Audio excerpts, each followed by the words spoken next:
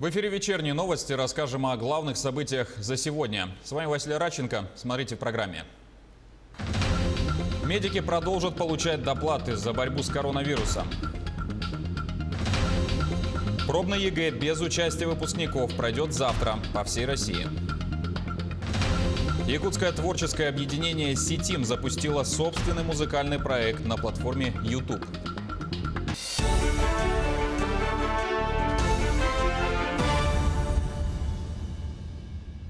Владимир Путин подписал указ о мерах по социально-экономическому развитию Дальнего Востока до 2024 года.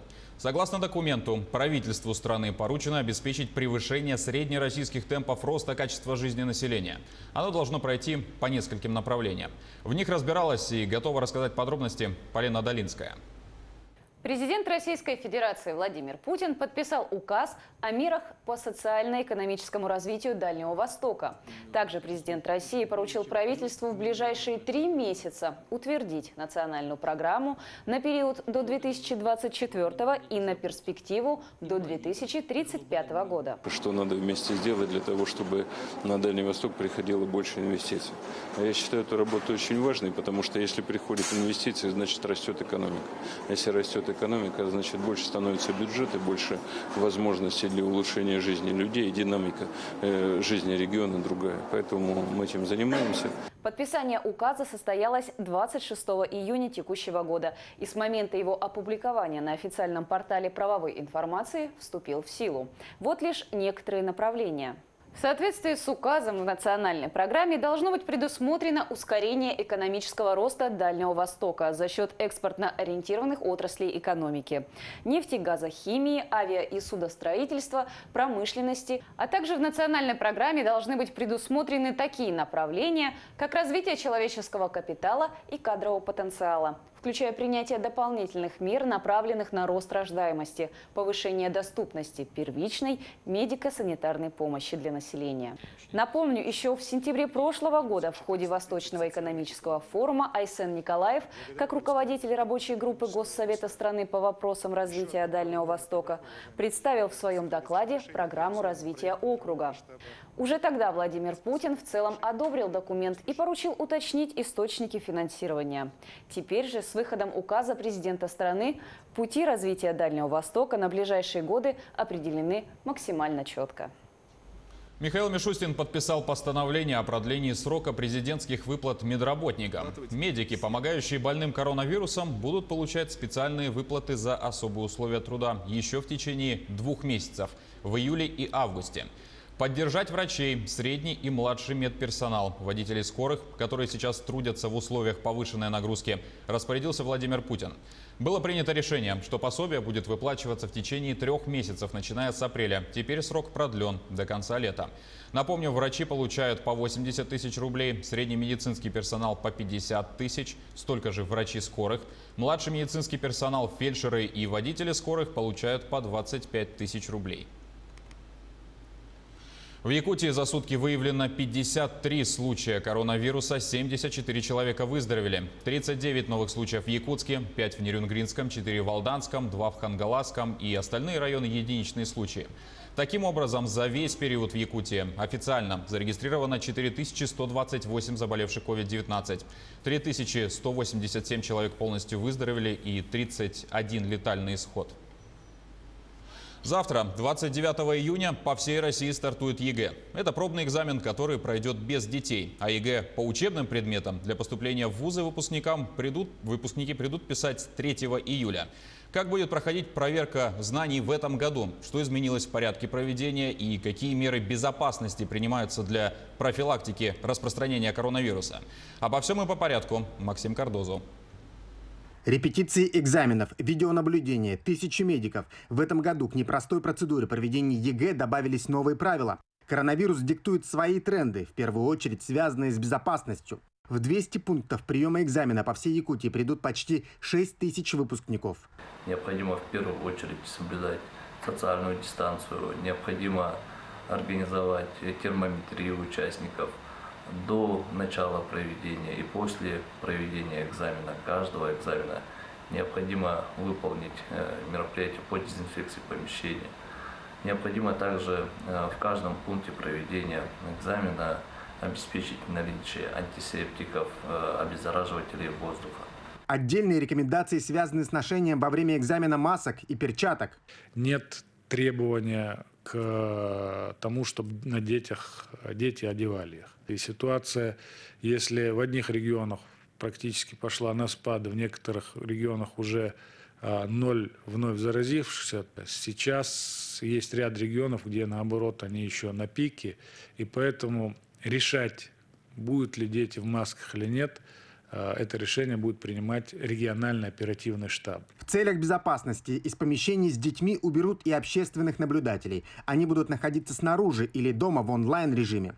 Но достать шпаргалку все равно не получится. За соблюдением всех правил будет следить система автоматического видеонаблюдения. Такие технологии применяются впервые. Видеонаблюдение будет у нас так запрограммировано, когда искусственный интеллект будет сам определять, ставить метки в тех случаях, если мы увидим какое-то нестандартное поведение, телефон в руках и так далее. Она нам поможет выявлять на ранней стадии нарушения, но я хочу здесь подчеркнуть, искусственный интеллект не решает, удалять ребенка или нет, он просто ставится метка, на которую стоит обратить внимание. Многих родителей беспокоит вопрос, что делать, если ребенок не попал на экзамен по заключению врача, например, из-за высокой температуры. Эксперты отмечают, беспокоиться не стоит. Можно сдать ЕГЭ в резервные дни или в дополнительный период в августе. Основная волна проверки знаний пройдет с 29 июня по 25 июля. Апелляции регионам рекомендовано проводить дистанционно, а результаты каждого экзамена должны прийти выпускнику в течение 10 дней. Максим Кардозу, Москва, Якутск.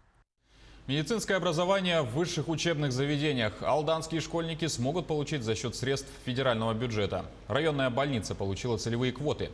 Помимо оплаченного обучения, студенты будут иметь право на получение стипендии и проживание в общежитии. Как стать врачом, узнавала Татьяна Вахнина.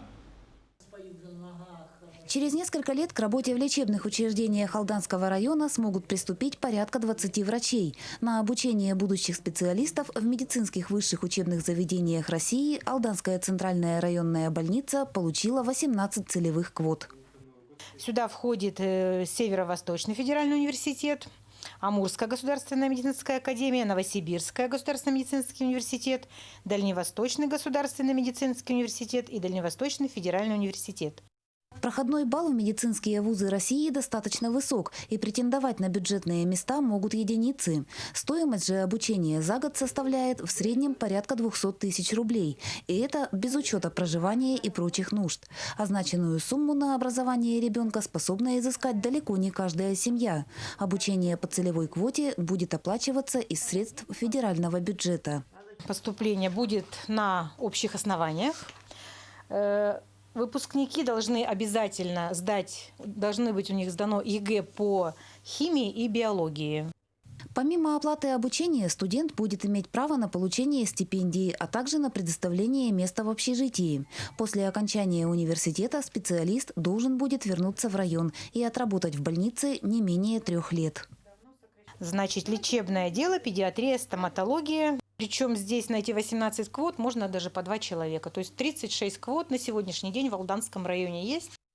Проблема кадрового голода в лечебных учреждениях Алданского района имеет место не первый год. В последнее время ее остроту удается снижать благодаря ряду механизмов. Так специалисты привлекаются в район по программе «Земский доктор». А вот вариант обучения в вузах по целевому направлению у выпускников школ не особенно востребован. Школьники, если Алданского района взять школьников, они идут не очень активно в медицину. Чтобы претендовать на целевое обучение в вузе, абитуриенту необходимо заключить предварительный договор с больницей о предоставлении ему квоты. Затем, после прохождения конкурсного этапа в вуз, будущий студент заключает 3-сторонний договор с университетом и лечебным учреждением, где в последующем будет работать. Татьяна Вахнина, Сергей Шипачев, Алдан. Якутия вошла в число регионов, которые получат финансирование на внедрение интеллектуальных транспортных систем. Росавтодор рассмотрел заявки в рамках нацпроекта. Они предусматривают автоматизацию процессов управления дорожным движением и включают города, где население свыше 300 тысяч человек. Интеллектуальная транспортная система – это оборудование, которым оснащаются городские дороги и регионалки. Светофоры, камеры наблюдения, информационные табло, умные остановки и метеостанции. Также туда входит программное обеспечение, которое это оборудование объединяет в единую систему и позволяет ею управлять. Всего поступило 56 заявок от 50 регионов, из которых отобраны 22 проекта, в том числе и из Якутии. Минприроды России, между тем, поддержит Якутию в проведении авиаучета диких северных оленей. Как отмечают в ведомстве, наибольшее беспокойство вызывает состояние популяции этих животных, обитающих на территории Красноярского края и Якутии.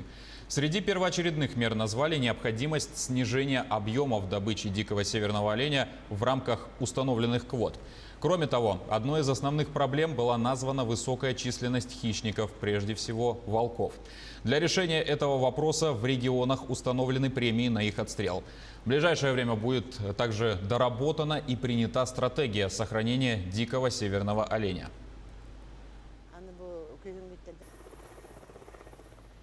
Мобильная группа Общественной палаты не выявила нарушений на избирательных участках в Якутии. За 4 дня голосования на горячую линию поступили звонки, которые касались организации работы наблюдателей и процедуры голосования.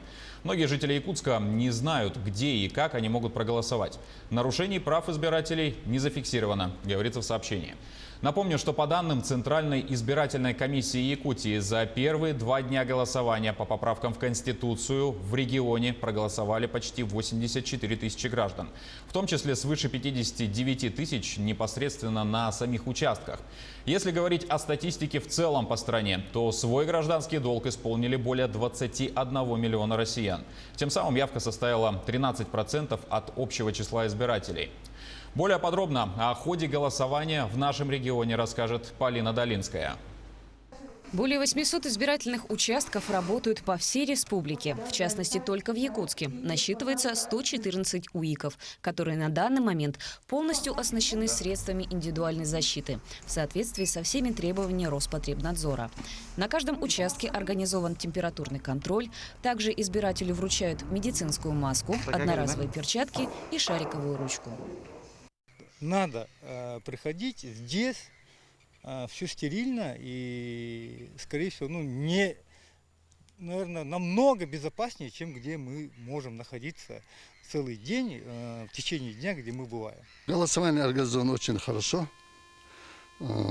Все дают, средства предосторожности, защиты, все есть, и маски, и перчатки, и которые антисептики, все хорошо организовано, все нормально, все, столпоставления нету, такого этого нету, и дистанция соблюдается, все хорошо организовано.